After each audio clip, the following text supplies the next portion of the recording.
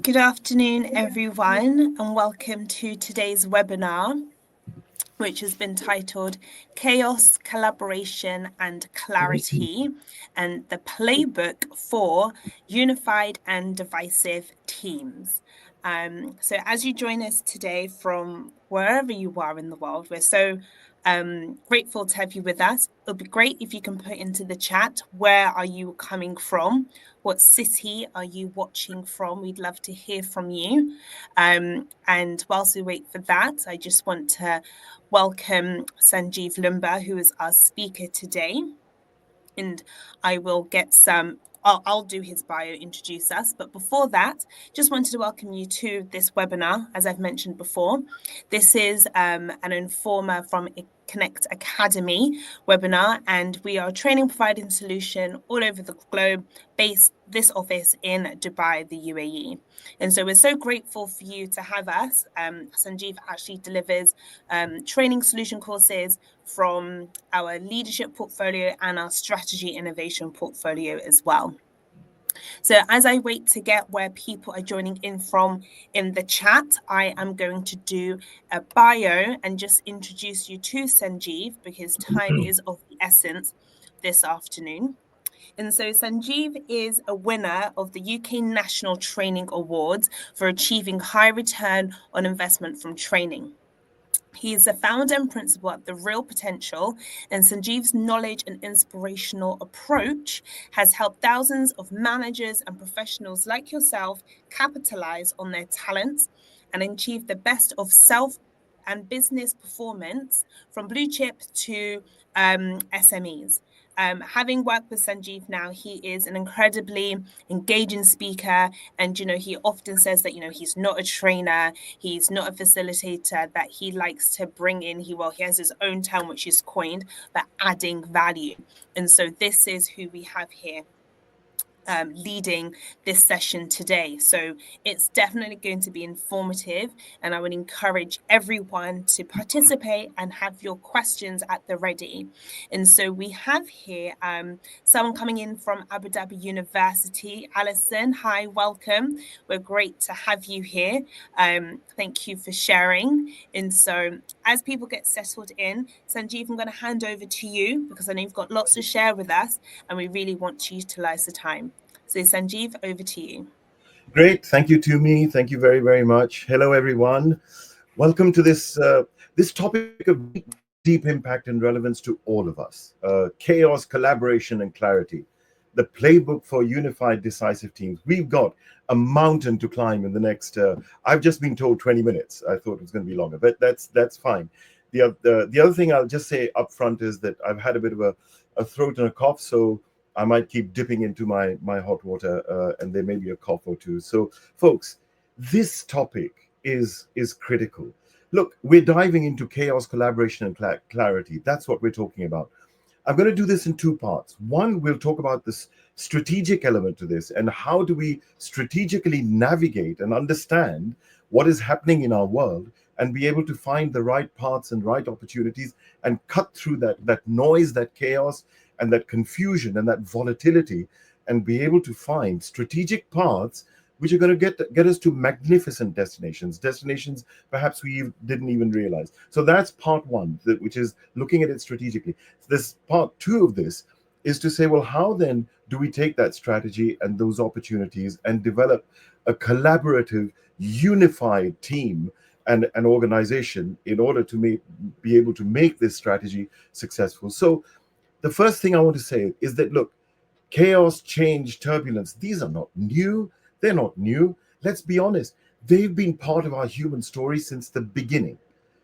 Whether we look at ancient kingdoms warring against each other, or the Industrial Revolution, or the dot-com boom, every age has had its own storms. Change has happened in every stage of our life. So, to say that now we are living in a world of volatility and change is a misnomer to me. I don't get that. We've always lived. Yes, what is different, what is completely different, and this is an important point, that what is different is this, that we now live in a world where speed, reach, intensity are extremely fast, right? Things happen very, very fast. We live in a hyper connected world where news or rumor and so on spreads in seconds. There's social media, there's AI driven feeds, we've got news alerts, all of this is happening. So the only difference now is that the information travels at the speed of light. What is the impact of that? Well, the impact is that it's immediate, it's global, it's relentless. Now, here's the key. And I really, really want you to and I want to emphasize this for you. The connectivity itself just accelerates the problems. But it not sorry the connectivity doesn't only accelerate the problems. It doesn't just say that yes, we have more chaos. More chaos is available to us, we can see it. But the other thing that this connectivity in the modern era, in today's day and age, and with AI feeds and with news feeds, etc., is what it does. It also accelerates opportunities. The same channels that transmit the shocks also point us to where the possibilities are, if you know where to look. And that's the crux of it all. So our problem is that we are constantly focused on chaos, and the strategic response, our focus tends to be on the chaos itself. Most leaders, most organizations, in my experience, and I go around the world speaking on and bringing strategic transformation, leadership transformation, what I see around the globe is that people and companies and organizations and the C-suite and CEOs, they focus a lot more on the chaos itself and what will it do to me, and what's going to happen when that chaos hits, right? The answer is this: it's up to me whether I focus on the chaos or I focus on something else. And my answer here, folks, is don't focus on the chaos. Focus on the value impact to whomever you're serving. Look at your market. Look at your market. So, yeah, of course, look at the chaos from a technical point of view. You have to be aware of it, otherwise you won't be able to do anything about it and protect the business, etc. But don't engage with it emotionally. That is the problem that comes. What's going to happen? What if, will I retain my staff? Will we be able to navigate this? Will my competitors be better than me at this? Is my product still relevant? Am I going to be relevant? All of this emotional engagement that arises is the part that has to be quelled. When you quell that, then you're not looking at the chaos and you shift somewhere else into the zone of who's out there and how has this chaos, this change shifted their priorities, their value priorities, right? Move away from that internal conflict, which starts, people start defending their own patch. That's what happens by emotional engagement. And we start defending ourselves rather than creating collaboratively creating solutions. We worry what's going to happen to me, what's going to happen to my organization, right? As we've just said, fear creeps in. So really, let's get one thing absolutely clear: change is not the enemy. Let's stop saying this, and I hear it too often. And people saying change is constant. Change. Let's stop cliches, folks. To say that change is constant is not really understanding change. It is that constant, and not only is it constant, but it should be constant. If something is not changing, we need to make things change. We need to come out and be able to respond to the changing nature of the values of the marketplace. Look what happened to Nokia and BlackBerry and Kodak and so on, right? Not only was there was change, we're talking about history now, folks. It was only a few years back, but in real terms, in technology terms, in today's terms, this is history. What they didn't do was they didn't see how the changing nature of the values of their audience, how that was changing. Kodak, the market didn't change from film to digital. To say that it changed from film to digital is too narrow. And if you define it in those product terms, oh, I do film. Oh, the world wants digital, is not enough. You're not driving any change. You're just looking at status quo and perhaps seeing what the maybe even the market is telling you. No, Listening to the market is much deeper than that. What drove that change from Kodak was that people not only they didn't want to take their film and go to the local pharmacy and have to take 4 days to develop it, and then when they went to collect it, with all joy and so on, they see that half the pack is blackened out because of overexposure. So what we were going towards in terms of value priorities and that were changing was, I wanted instant images. I want to be able to share it now. I don't want to wait in 4 days' time. I want it here and now. I want to see what happened. I also don't want to waste money on overexposed films. These were the kind of value priorities, and had Kodak looked at that and thought of it in that way, they would have succeeded. And where is that gigantic brand now? Where is it? I mean, they exist. They're doing various stuff in the digital world, and keeping the film alive, but they're nowhere. So the point that I'm making is, change is not the enemy. Change is not only constant, it's perpetual. If it's not, we have to make it happen. That'll stoke up the opportunities. The enemy is us. The enemy is the way that we engage with the change. We fear change. We worry about it. We get stuck in thinking, how will I navigate through this?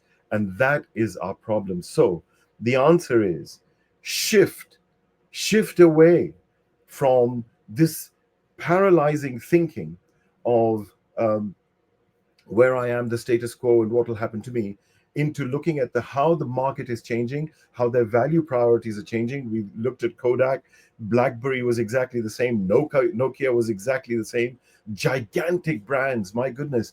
Nokia said, no, it's all about menus. We are the best at menus. But it doesn't matter what you're best at. What are the value priorities of the world, and how will you respond and change your response to match that value? BlackBerry said it's all about physical keyboards, and then Apple iPhone came and destroyed it, because the value priority of the market was now watching sports clips, on the go, or sharing short video shorts with their friends, or on holiday and so on. That was the real value. So think in terms of value, you can't go wrong.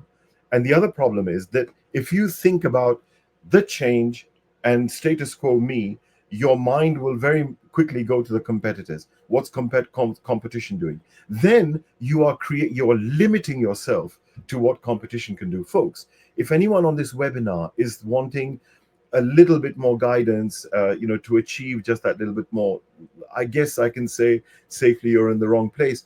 We are talking about not being differentiated. We're talking about being distinguished. We're talking about sitting on a planet of our own. And we can achieve that by not looking at the competitors, by looking at the value of the market and how that's changing. Now, so the other point I want to make here is that everyone is talking about big data, and everything is big data. And when I see around the world the hundreds and hundreds of corporations that I've had the honor of working with, and thousands of leaders, this data, we are making ourselves over reliant on proof, on data, and using that data, and it's becoming data paralysis. And what's happening is we are losing market insight for the sake of data. Data is, I'm not saying that I'm not an enemy of data, but the data can become an enemy of true market insight. And what insight? Value priorities of the changing market. We live in an age which is obsessed with data. We've got dashboards, analytics, KPIs, and organizations are drowning in it. That's what I see. And actually, strategy is rather simple. Strategy is not complicated. We make a huge deal of it. Think about the word strategy: strata, street, strada, right? In every language, what it suggests is it's the way, it's the route to my destination, right? It's the route to my destination, strategy. So if that is the case, then strategy, there's only one set of strategies that we actually have available to us. Only one, and one alone. And that is the market, our market segments, or target markets, or market availability, and each market's set of value priorities, and those value priorities are the real change impacts of whatever happens in the world. Whatever happens in the world, the impact is felt on the value priorities market by market. Would you agree with that? I call them value onions, but that's for another time. It's by the way, everything I'm talking about. It's there. It's in the book. But if so, all the changes that's happening in the world, the chaos and so on, the impact is in the set of value priorities. If we prioritize that value impact, customer by customer, segment by segment, we will always be ahead of the game. Toyota had released the Prius. When I say the word Prius, what word comes to your mind? Or if I say the word hybrid, what word comes to your mind? You'll say Prius, and vice versa. And this car came out about 20 years ago or 18 years ago. Who was talking about the environment then? But Toyota had that brilliance of being ahead of the marketplace, looking how the value priorities of the market are changing and how the changes in the world are impacting the value priorities. Again, I mean, Apple is a much told story, but it's a classic one. Steve Jobs never made product. And you might be surprised at what I'm saying. So you're going to say, but Sanjeev, what about iPad and iMac and iPod and I this and I that? These are not products. These are not products, folks. These are perfect responses to perfectly understood value priorities and the changing value priorities of the marketplace. And that's what we need to obsess with. Excessive data can be bad. So I'm not saying don't use data, but look at the right data. And how do you do that? Understand your market, break it into market segments, and then see how the value priorities are changing. Look, folks, changes happen like that. Last week, it was announced by Mr. Trump, no less, that and by the way, this is not a political statement at all, by Mr. Trump, that he's going to levy 50% of trade tariffs on India, okay, to prevent India from buying oil from Russia. The logic is that oil money funds the Ukraine war.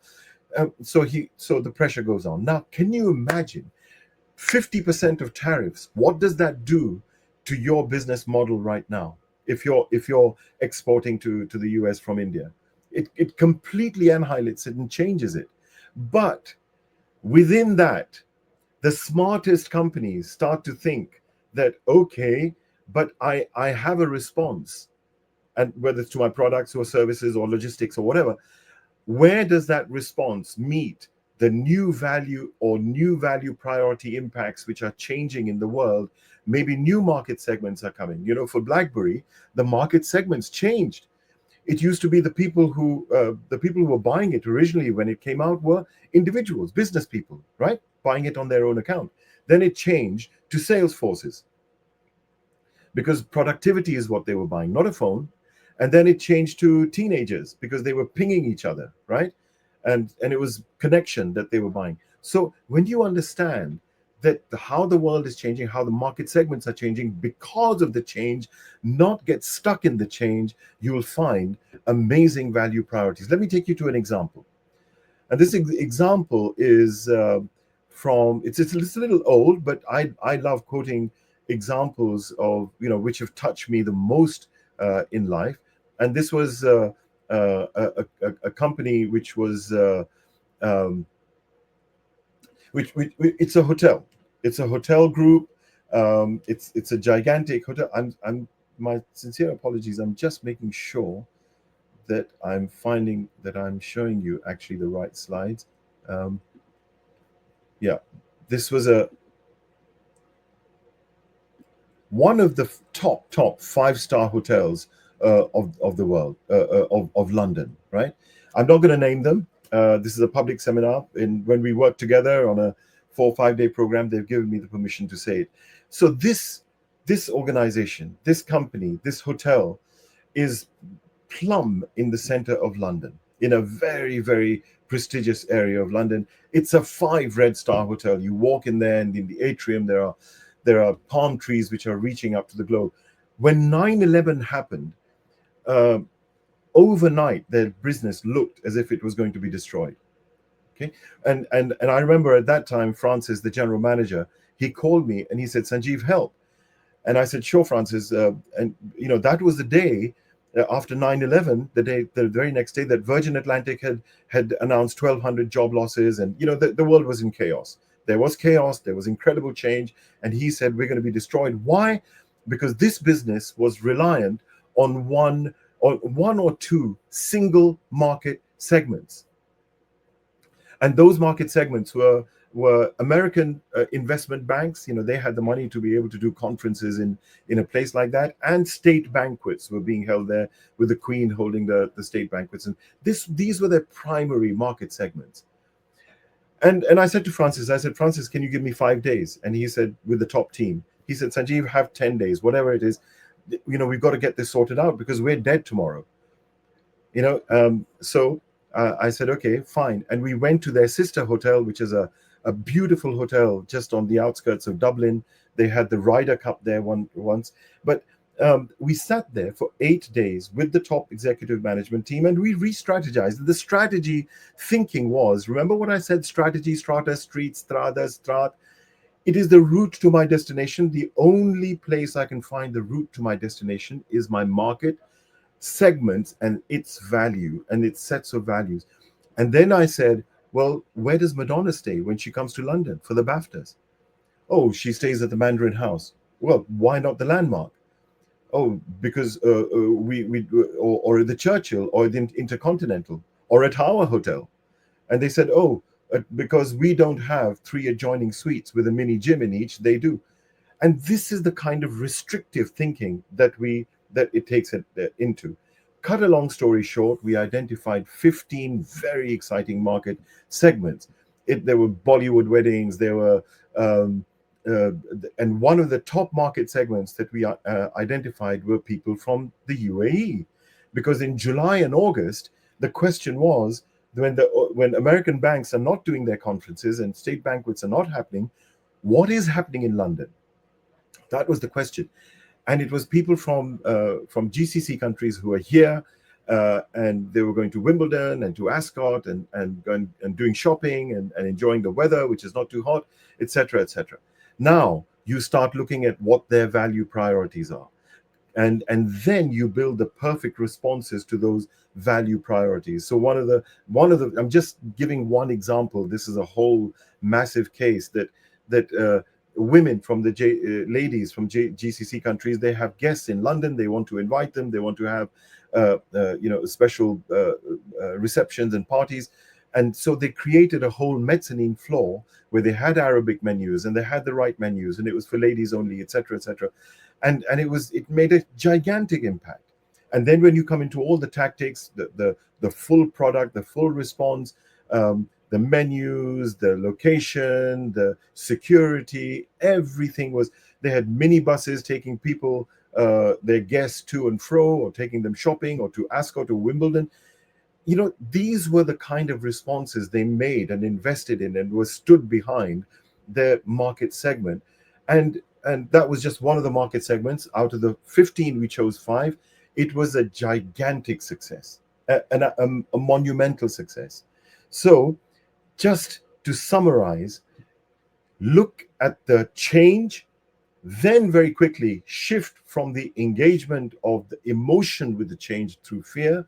Look at how that is shaping the value priorities of which market segment by segment. Study your market segments, look at how the value priorities are changing, then build the perfect responses, then do all your other tactics, whether it's branding or perception. So what they did at this hotel, Gary, the executive head chef, they named him as the advisory head chef on Emirates First Class. And they used to have this month's Gary's favorite dish, in first class. And you were building, so everything was linear and linked.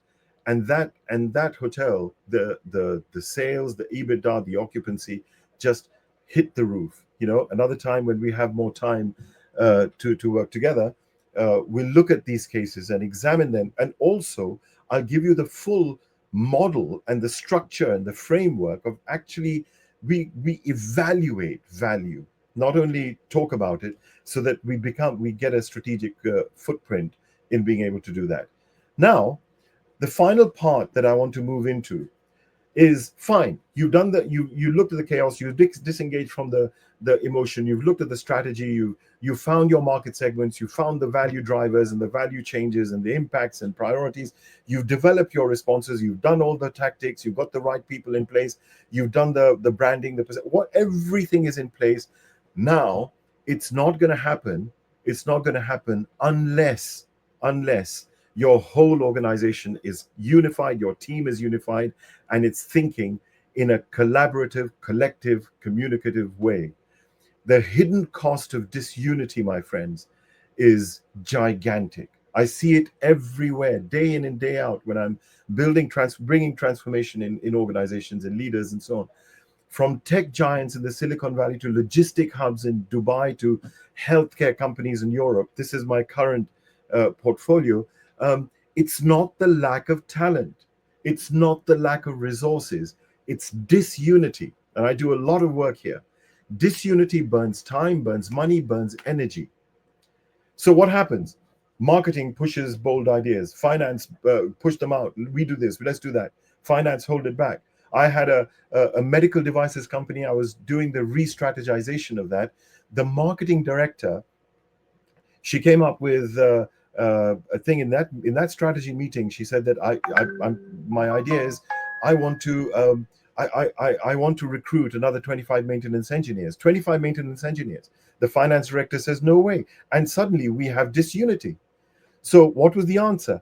The answer was go back to what I call the point of zero conflict. There is a point at which conflict actually equals zero. In every conversation, in every meeting, in every project, in every process, in every strategy, in every plan that you are doing, if you go back to that point that I'm calling the point of zero, and I tell you what it is, then you will have collaborative unity. People will be pooling their expertise rather than pitching them against each other. So what happened? I asked the question. I said, okay, dear marketing director, why? So very important question, but you'll be shocked how rarely it's asked. Why? Why 25 maintenance engineers? And she said, well, because we can reduce the repair time when a machine goes wrong. These are electrocardiology machines which go inside your heart, and with a probe, they ablate the tissue. It's 2 million euros a pop. It's a very, very clever and top scientific innovation. And it goes out. And she said, well, I can cut the repair time. And I said, what's the repair time now? She said 9 hours. So I said, you'll go to 4.5. She said, guaranteed 4.5. Most of the times it'll go to 3. Now you know my question. My question is, to whom, which value will it impact? And she said, well, to State Hospital in Germany, it doesn't have any impact. Why? Because the way that the reimbursement in medical world and funding happens, you can have a spare one lying in the corner. So it's not their value impact. But for private cardiology clinics up and down France, it's gigantic. Now you've got patients waiting to be treated, and at the end of the day, it's money. So when you converted that, and I said, well, what would it do if you said to the market 4.5 to 3 hours repair time? And she opened up her laptop, and it was Toulouse, Rennes, Strasbourg, and she named me 6 centers, clinics, where they would take it up tomorrow if that response was to that value. And that's 12 million. 12 million income in the first year, 1.5 million bottom line, subsequently 3 million bottom line for 25 salaries. And then you turn to the finance director. And what happens when you approach it from the point of zero conflict, which is the value point and value driver of your market, then opposition stops, conflict stop, and people collaborate, and they put in their expertise to be able to serve the market in the best way possible. And this, in summary, is where we are going. Goals, my friend, are not enough. You know, goals don't bind us. Value of whom we are serving binds us. So that is the right way. Think about the human side, and I like to just close this talk and then go on to questions. Is to say, in summary, Don't engage emotionally with the chaos. Engage with it intellectually, with seeing what the impact is. Focus relentlessly on value priorities. Understand whose value priorities. Use the data wisely, not through paralysis. Act like a CEO in your own role. By the way, you're going to say to me, but Sanjeev, what this talk should be for the CEO. What can I do? I'm the marketing head. Stop. Whichever function you're in, you are the CEO of that role. Whatever your expertise is, look to how the market in your world and the priorities are and the value priorities are changing. Then use your expertise to suggest and bring to the table ideas of how you can impact that value. Don't wait for anyone.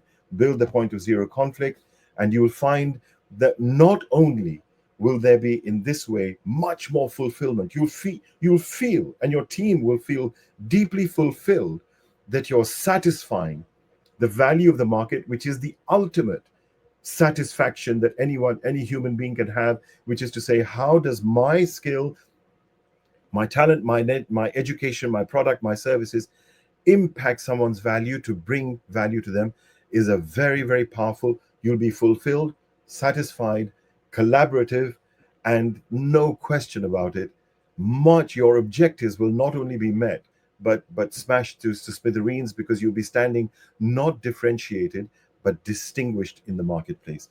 So, folks, I know this was a very high impact input, but let me close there. This is the time that's been, and I'm grateful for Tumi for bringing this topic to you.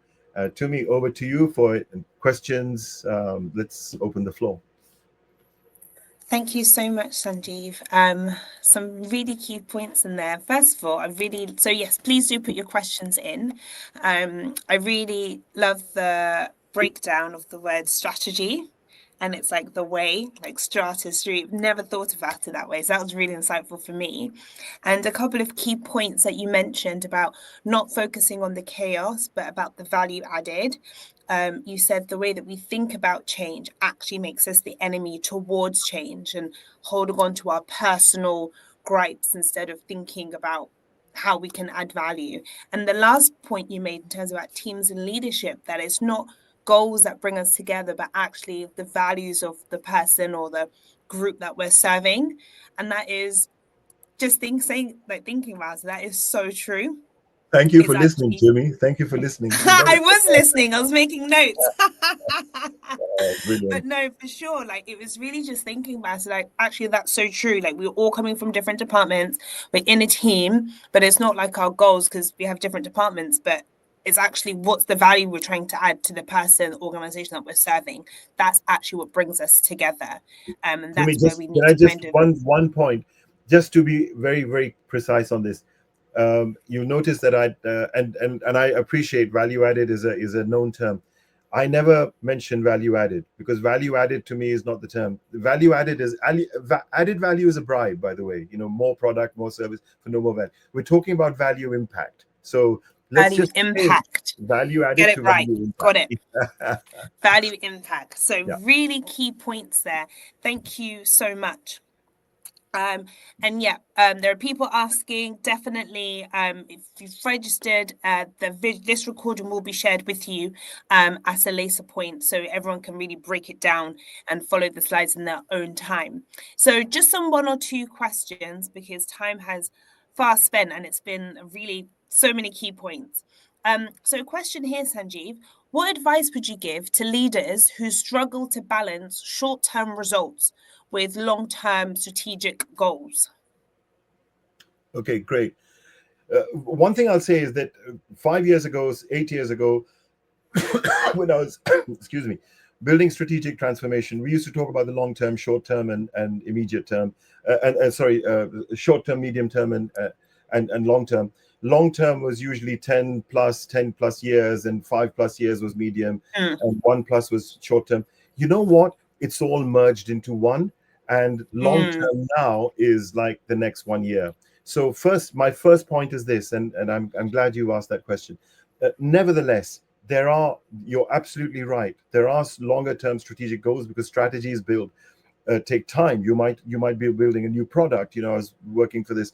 I'm right now developing the whole strategy of a medical devices company, and it's a 4-year development, a full cycle, even though the product is there. So how do you balance the short term with the answer is look at carve up your market into market segments. Carve Yeah. up your market into market segments. And what you will find, and then analyze their value priorities. Like I gave the idea of, people were moving to sharing sports clips, right?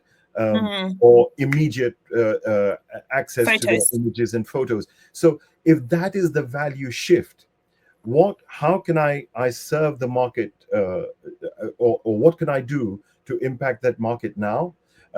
So there's a grid. If you can just think about this, if you were to plot, um, if you were to plot your capacity along the y-axis and impact along the y-axis and capacity on the x-axis, right? Think of that Sure. grid. At the top right, you've got those values and those value drivers which are going to be high impact, and you've got the capacity to do it right now. Mm. Those you do now, right? Those which are in the bottom left hand grid, in other words, low impact, low capacity, you don't have much of an impact. There's not much of an impact in the marketplace on that change, from that change, and you don't have the capacity to handle it. Throw it out of your business. It Sure. eats up resources. Those impacts which are low impact, high capacity, careful you are not wasting your resources. You reconfigure those resources. So the question then comes, is the top left hand box, which is Mm. high impact, low capacity.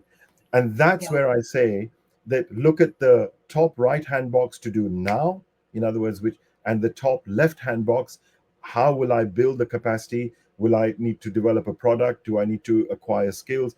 And if I want to short circuit it, maybe the market, I'm going to do it with my own sales force. Well, in the short term, why don't I do a manufacturing collaboration, or manufacture in partnership with someone? So partnerships come up there. So these are the kind of, but Mm. the answer will come from understanding your market segments and their value priorities.